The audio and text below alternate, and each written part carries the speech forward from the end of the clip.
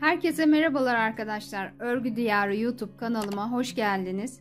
Bugün sizlere bu güzel iplerle çok güzel, çok şık bir model anlatımı yapacağım. Kullandığım ipim bebe yünü.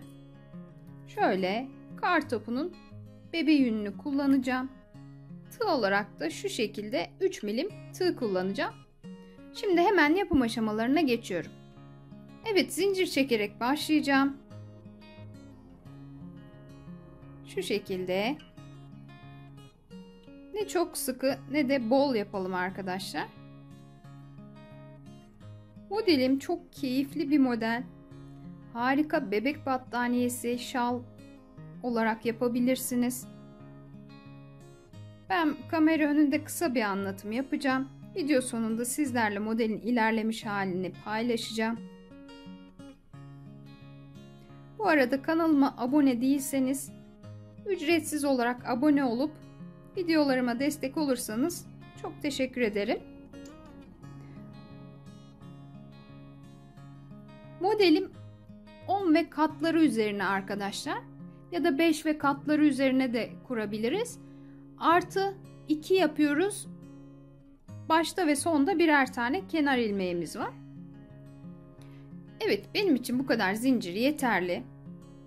Şimdi burada hemen şu ikinci zincirimden tığımı geçiriyorum. Bir tane sık iğne yaptım buraya. 1, 2, 3 tane zincir çekiyorum. Burada aşağıda 1, 2, 3 atladım. 4. zincirime tığımı geçiriyorum. Ve buraya bir sık iğne daha yaptım. Bakın bu şekilde. Şimdi 1, 2, 3 tane zincir çektim tekrardan. 1, 2, 3 atladım. 4.'ye sık iğne ile sabitliyorum. Bakın bu şekilde. 1, 2, 3 zincir. 1, 2, 3, 4.'ye. Şu oluşturduğumuz kutucukların sayısı çift olacak arkadaşlar. 3 zincir. 1, 2, 3, 4.'ye. Bu şekilde sıra sonuna kadar ilerleyeceğim.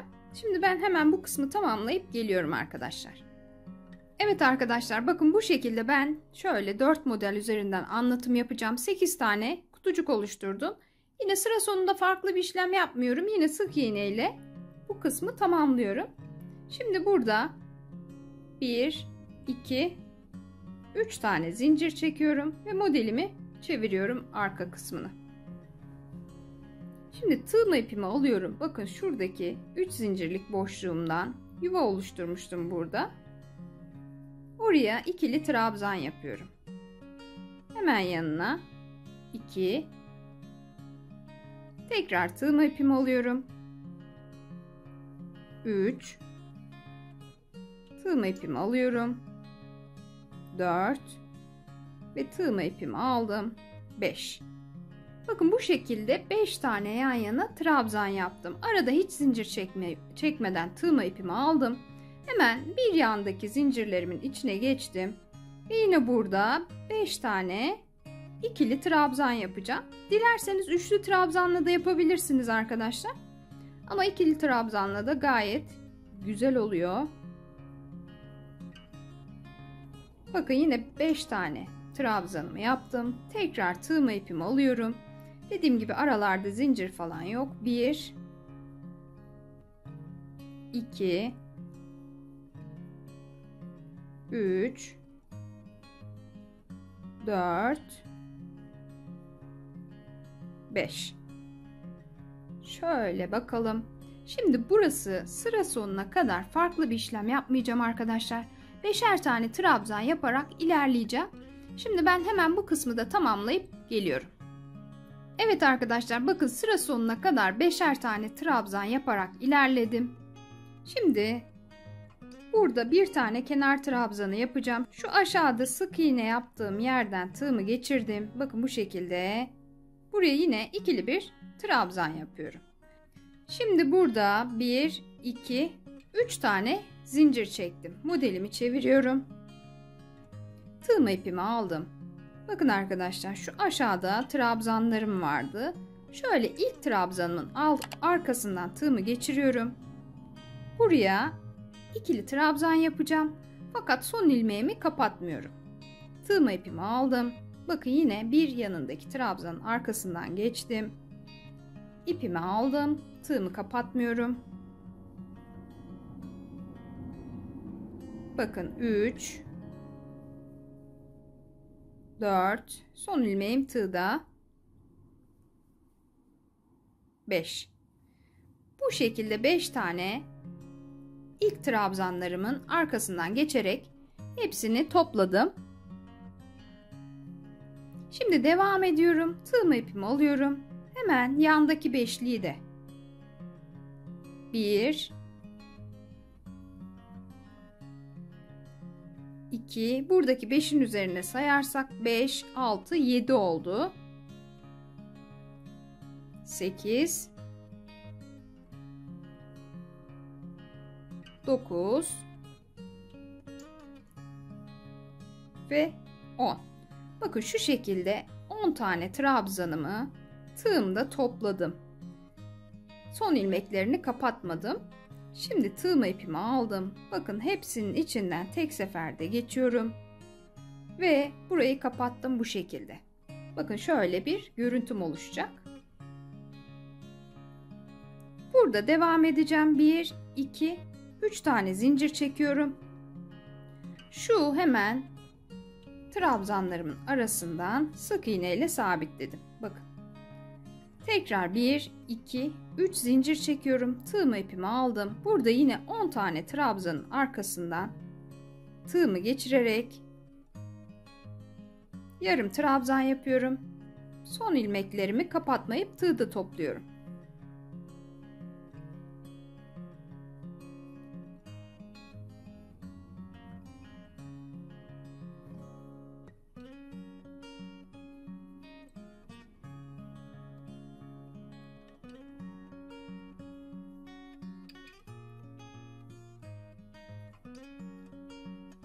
Çok kolay arkadaşlar. Gerçekten çok şık bir görüntüsü var. Dediğim gibi özellikle bebek battaniyesi için harika bir model. 3 boyutlu. Bakın bu şekilde yine 10 ilmeğimi 10 trabzanın arkasından geçtim. Şurayı şöyle görürsek şu alttakilerden de kolaylıkla saymadan ayırt edebiliyoruz. Hepsinin içinden tek seferde geçtim. Bakın şöyle ve burayı kapattım. Şu şekilde de modelim oluşmaya başladı.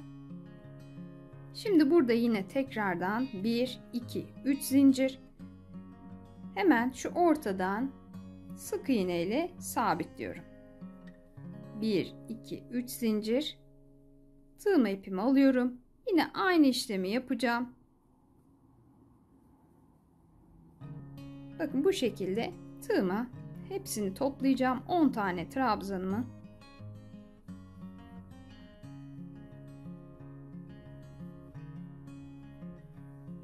Bu sıramı bu şekilde ilerleteceğim arkadaşlar. Şimdi ben hemen bu kısmı tamamlayıp sıra sonunda geliyorum. Evet arkadaşlar bakın sıramın sonuna geldim. Aynı işlemleri yaparak en son trabzanlarımı topladım. Burada 1, 2, 3 zincir çekiyorum yine.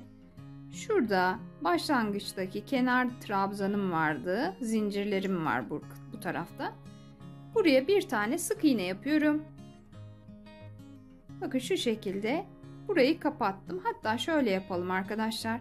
Buradan ipimi geçirdim. Burada ikinci rengimi alıyorum. Son ilmeklerimin içinden beyaz ipimle geçtim bu şekilde. Burada bakın şöyle sabitleyelim. 1, 2, 3 tane zincir çekiyorum ve modelimin ön kısmını çeviriyorum. Bakın modelim gayet kolay. Çok da şık görüntüsü. Şimdi burada ne yapacağım? 3 zincir çektim. Tığım ipimi alıyorum. Beyaz ipimin ucunu şu arada gizleyeceğim. Bu aşağıda mavi ipimle 3 zincir çektiğim kısımlara bu sıramda yine trabzan yapacağım. Burada yine 5 tane trabzanım var. 3 4 ve 5.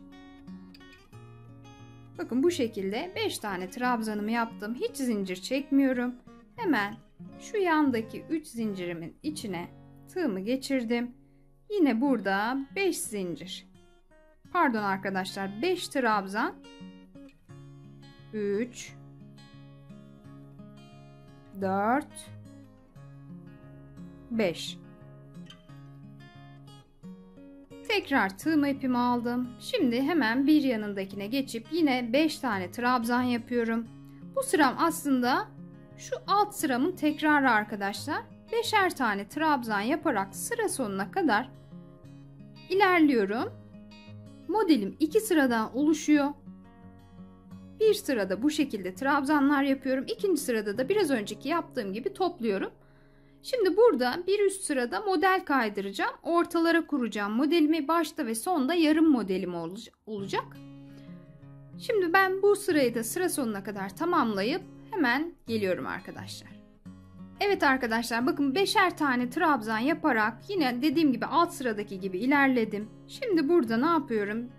5 trabzanımı yaptıktan sonra tığma ipimi alıp şu alttaki kenar trabzanımın üzerine bir tane trabzan yapıyorum. Bir zincir çektim ve modelimi çevirdim. Şimdi en baştaki bu kenar trabzanın üzerine bir tane sık iğne yaptım burada. Tığma ipimi aldım. Bakın burada 3 zincir çekmiyorum arkadaşlar. Yarım model kuracağım için başlangıçta. Bakın ilk trabzanın arkasından tığımı geçirdim. Şu şekilde. Yine burada yarım trabzan yapıyorum. Son trabzan ilmeklerimi tığda toplayacağım. 2 3 4 ve 5. Bakın şu alttaki 5 tane trabzanın arkasından geçtim. Şimdi hepsinin içinden tek seferde geçtim ve kapattım. Burada yarım model yaptım arkadaşlar. 1 2 3 zincir. Şimdi hemen şu ortaya sık iğne ile sabitledim. Bakın bu şekilde. Tekrar 1 2 3 zincir. Tığım ipimi aldım. Yine trabzanlarımın arkasından girerek ilmeklerimi toplamaya başladım.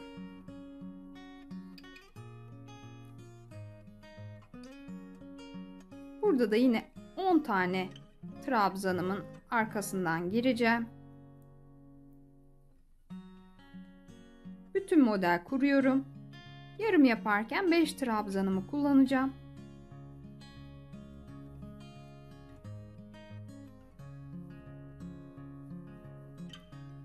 Modelim bu kadar kolay arkadaşlar. Bakın yine 10 tane trabzanımı aynı şekilde topladım tığıma. Tek seferde kapattım bu şekilde. Bakın şöyle. Modelim oluşmaya başladı. Tekrar 1 2 3 zincir ve araya sabitliyorum. Bu çektiğim 3 zincirlere bir üst sırada trabzanlarımı yapıyorum arkadaşlar. Biraz önce yaptığımız işlem. Şimdi yine aynı şekilde buraya modelimi kuracağım. 10 trabzan üzerine. Bu şekilde sıra sonuna kadar ilerleyeceğim arkadaşlar. Sıra sonunda yine yarım modelim var. Bu kısmı tamamlayıp hemen geliyorum orada. Evet arkadaşlar, bakın sıramı tamamladım. Şu şekilde şöyle göstereyim. Burada yine 5 trabzanım kaldı. Yarım model çalışacağım demiştim. Yine başlangıçtaki gibi 5 tane trabzanımı tığıma topluyorum.